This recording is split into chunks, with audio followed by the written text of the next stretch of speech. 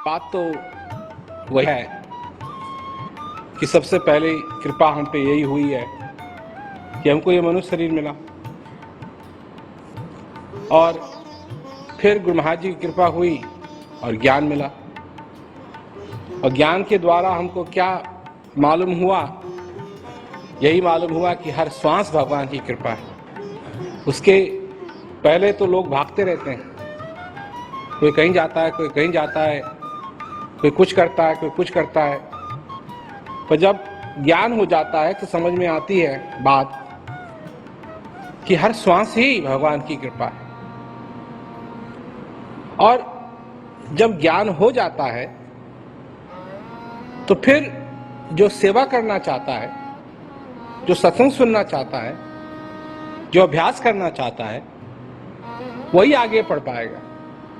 कई लोग हैं जो ये समझते हैं कि अगर उन्होंने ज्ञान ले लिया तो इतना ही पर्याप्त है, इससे आगे कुछ करने की जरूरत नहीं। तो ये सही बात नहीं है। खाना सामने अगर हो, उसको खाया नहीं जाए तो भूख तो फिर भी रहेगी। अगर खाने को तुम अपने जेब में भी रख लो तो उससे तुम्हारी भूख थोड़ी खत्म होगी। सेवा करना, सत्संग सुनना, अभ्यास करना, ये तीन चीजें हैं जो बहुत जरूरी हैं अगर इस मार्ग में आगे बढ़ना चाहते हो। तो अगर सेवा करनी है तो कैसी सेवा करनी है? सेवा किसकी होती है? क्या है सेवा? तो सेवा होती है गुरु महाराज जी की। तार तो गुरु महाराज जी के साथ बंधा है ना। कितनी बार मैं समझाता हूं लोगों को कि अगर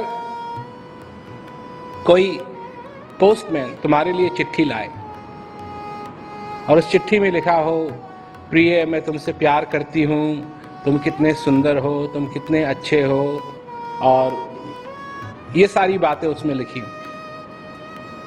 तो तुम पोस्टमैन को गले लगा लोगे? चिट्ठी तो उसी ने दी ना, पोस्टमैन ही ने दी ना चिट्ठी, तो पोस्टमैन को गले लगा लोगे? पोस्टमैन से कहोगे कि मेरे को नहीं मालूम था कि तेरे विचार मेरी प्रति इतने प्रेम से भरे हुए हैं? नहीं, तुमको मालूम है कि चिट्ठी मिली तुमको पोस्टमैन से, पर पोस्टमैन ने चिट्ठी नहीं लिखी। पोस्टमैन की चिट्ठी नहीं है, चिट्ठी है उसकी जिसने लिखी। अब ज्ञान तुमको किसी के द्वारा भी हो, परंतु ज्ञान उसका नहीं है जो तुमको दे रहा है, ज्ञान उसका है जिसका है, गुरु महाराज जी का है ज्ञान। तो अगर तार ज्ञान से बंधा है गुरु महाराज जी के प्रति,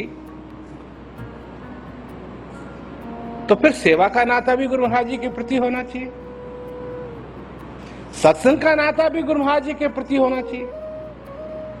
होना ऐसा चाहिए कि गुरु महाराज जी का सत्संग सबके पास जाए, प्रेमी लोग गुरु महाराज जी की सेवा करें, गुरु महाराज जी से तार बांधे। तो धीरे धीरे धीरे करके हमने सब कुछ बदल दिया। विदेश में भी बहुत सारे महात्मा लोग रहा करते थे, उनको भी हमने कहा बाय बाय। हिंदुस्तान में भी बहुत सारे महात्मा थे, हमने कहा बाय बाय। अच्छा, जब मैंने ये किया तो लोगों ने समझा कि ये तो बहुत ही खराब कर रहे हैं, अब प्रचार कैसे होगा? अब प्रचार कैसे होगा? तो हमने ज्ञान कुंजी बनाई। ज्ञान कुंजी बनाई, जितने लोगों ने ज्ञान कुंजी से ज्ञान लिया है वो ज्यादा हो गए हैं अब बनिस्बत उससे पहले जिन्होंने महात्माओं से ज्ञान लिया। मुसलमान लोगों के बीच में तो ज्ञान कभी था नहीं, और उनके देशों में ज्ञान ले जाना ये बात संभव थी नहीं। आज हो रहा है, आज हो रहा है। लेबनान में, इजराइल में, गाजा में प्रेमी हैं, सीरिया में प्रेमी हैं, जॉर्डन में प्रेमी हैं। अभी एक जिज्ञासु है ईरान में, पाकिस्तान में हो गया प्रचार, सऊदी अरेबिया में हो गया प्रचार। मुसलमान लोग हैं, सुनते हैं, बड़ा अच्छा लगता है उनको, ज्ञान लेते हैं, सेवा करते हैं, अभ्यास करते हैं, चाइना में, जहां असंभव समझो, असंभव वहां प्रचार हो रहा, दिन रात प्रचार हो रहा। और प्रेमी भी, इतना प्रेम उनका कि पूछो मत।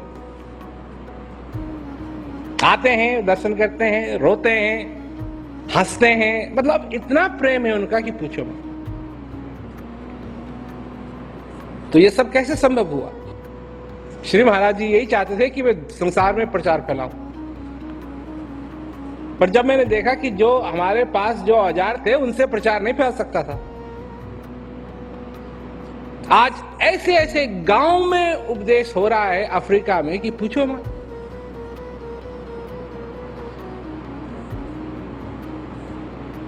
तो धीरे धीरे करके सारे संसार में, अब साउथ अमेरिका की तो मैं क्या बात बताऊं तुमको, वहां तो लोग गैर प्रेमी प्रचार कर रहे हैं, ज्ञान नहीं है उनको, प्रचार कर रहे हैं। तो ये सारी बातें तब संभव हुई जब सारी चीजें सीधी हुई, और बीच के जो लोग निकल गए तब सबके लिए सरल हो गए। अभी मिर्जापुर में, दिल्ली में नहीं बल्कि रांची में मैंने KRD किए, क्रियाओं को दोबारा दोहराना और दर्शनों का प्रोग्राम लोगों के लिए। ये उन लोगों को बुलाया गया था जिनको 2007 के बाद उपदेश हुआ है। 2007 के बाद उपदेश हुआ है और ज्ञान कुंजी से उपदेश हुआ है। और जब भी क्रिया दोबारा दोहराई जाती थी तो मैं पूछता था जो इंचार्ज है इसका, उससे कि कैसा रहा, तो कहता था बढ़िया कर रहे हैं, बढ़िया कर रहे हैं। और जब भाव व्यक्त करने का मौका आया तो क्या व्यक्त किया उन्होंने? वही बात जो प्रेमी लोग व्यक्त करते थे बहुत साल पहले कि पता नहीं कहां मेरी जिंदगी जा रही थी और जब से ज्ञान मिल गया तो मेरी सारी जिंदगी पलट गई। ज्ञान का आनंद ले रहे हैं, सेवा करना चाहते हैं, उनका तार गुरु महाराज जी के साथ बंधा हुआ है। तो ये बातें जो सेवा करना चाहता है उसके लिए स्पष्ट होनी चाहिए, किसके लिए सेवा कर रहा है, हम कर क्या रहे हैं। हम चाहते हैं कि और फैले, जितना फैलता है उसके बाद फिर हम कहते हैं और फैले, और फैले, और फैले, और फैले, प्रचार और हो, और लोगों तक ये बात जाए। लाखों लाखों की संख्या में लोग हमारा सत्संग सुनते हैं टीवी पे, लाखों लाखों की संख्या में। अभी एक क्या कहते हैं, मलेशिया में एक चैनल खुली, न्यूज की चैनल थी वो, खबर की, तो चालू ही हुई थी।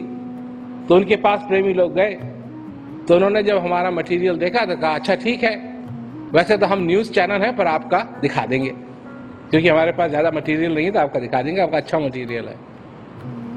अब वो सारी जो चैनल है वो सारे इंडोनेशिया में जाती है। तो कोटा किनाबालू से लेकर के कहां तक लोग लिखने लगे हमको कि आपका प्रोग्राम बहुत अच्छा लगता है, ऐसी बात और सुनने को मिले तो अच्छा। तो जब अखबार जो खबर पढ़ती है वो आई हुई थी प्रोग्राम में, वो MC कर रही थी, तो वो आई हुई थी प्रोग्राम में, तो उसने कहा कि मेरी माँ वर्ड्स ऑफ पीस को, यही क्या शांति के शब्द, इनको बहुत पसंद करती है और देखती। तो कंप्यूटर में गई ये देखने के लिए कि रेटिंग किसकी ज्यादा है, कौन सा शो है उनके चैनल में जिसकी सबसे ज्यादा रेटिंग है। तो उनकी तो है अखबार की चैनल, न्यूज चैनल है, और हमारी रेटिंग, सत्संग की रेटिंग उस न्यूज चैनल से ज्यादा है। इतना लोग उसको देखते हैं। मेरा कहने का मतलब है जगह जगह प्रचार बढ़ रहा है, और जो ये आश्रम है, जो ये आश्रम है, ये उस प्रचार का एक अंग है, इसलिए है।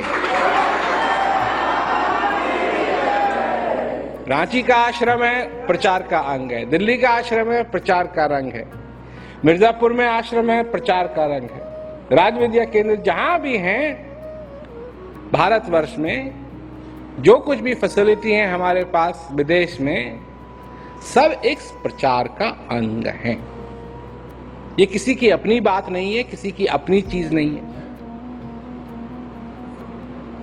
इससे प्रचार हो, लोगों को सत्संग सुनने का मौका मिले, किसी न किसी रूप में, किसी न किसी रूप में। ये कोई निश्चित बात नहीं है कि इसी रूप में प्रचार होगा या इसी रूप में सहायता चाहिए।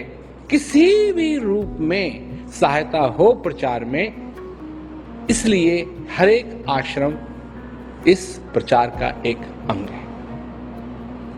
तो ये जरूरी बन जाता है, ये जरूरी बन जाता है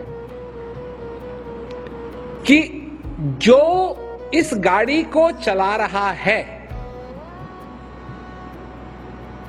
जो इस गाड़ी को, इस प्रचार की गाड़ी को चला रहा है, उसके अधीन ये सारी चीजें हों। सही बात है ना? अब अगर एक्सीलरेटर दे दी जाए किसी और को, बस में गैस पेडल दे दिया जाए किसी और को, गाड़ी की चाबी दे दी जाए किसी और को, स्टीयरिंग दे दिया जाए किसी और को, और क्या कहते हैं, हॉर्न दे दिया जाए किसी और को, तो कितनी देर चलेगी वो बस? इसीलिए एक ही ड्राइवर होता है। वो ड्राइवर कहां बैठता है? आगे बैठता है, ताकि वो देख सके और देख करके गाड़ी चला सके। इस प्रचार कार्य में कौन चला रहा है ये बस? प्रचार की बस मैं चला रहा हूं।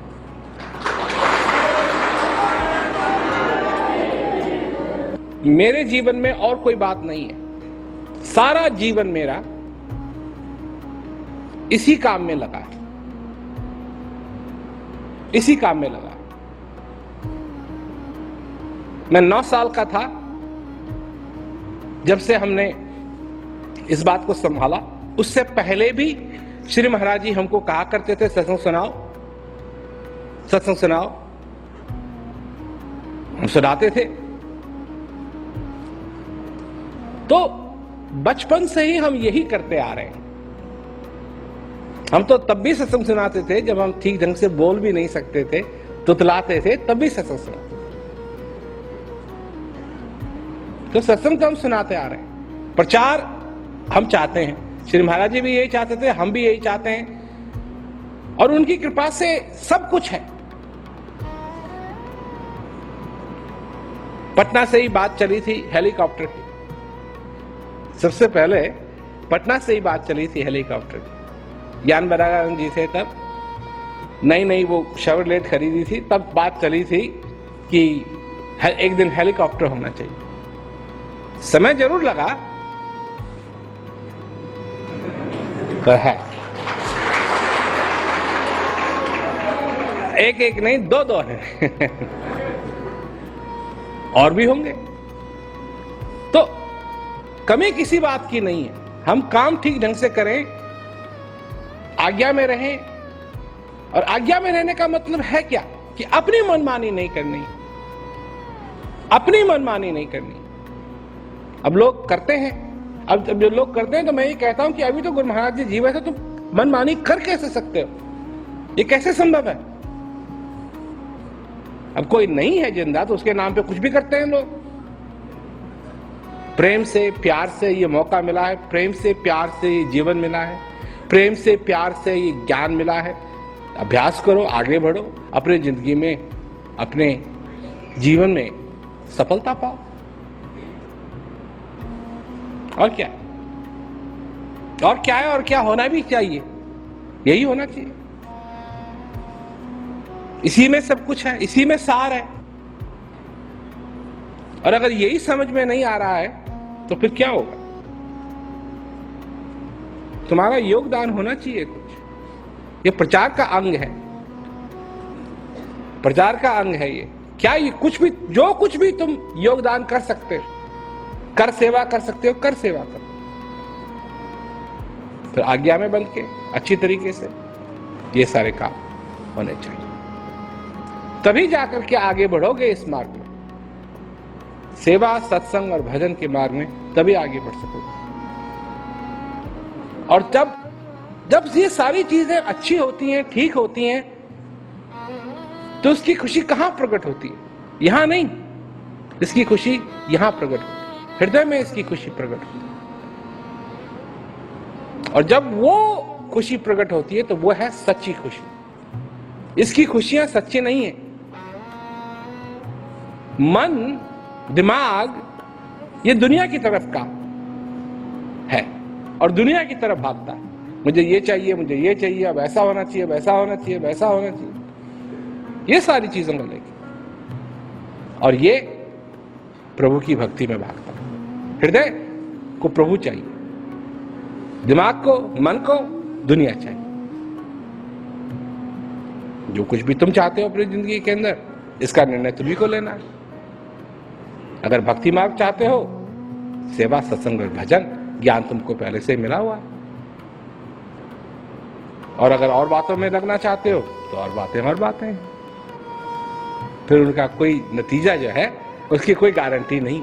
हम कहते हैं सेवा सत्संग भजन करो, तुम्हारा जीवन आनंद से भर जाएगा, इस बात की हम गारंटी देते हैं। और दुनिया की क्या गारंटी देती है? कुछ गारंटी नहीं देती। और जो दुनिया के पीछे पड़े हुए हैं, सब कुछ होने के बाद भी उनको दुख होता है। परंतु जो हृदय की बात है वो है प्रभु की भक्ति, उसमें आनंद है और अपार आनंद।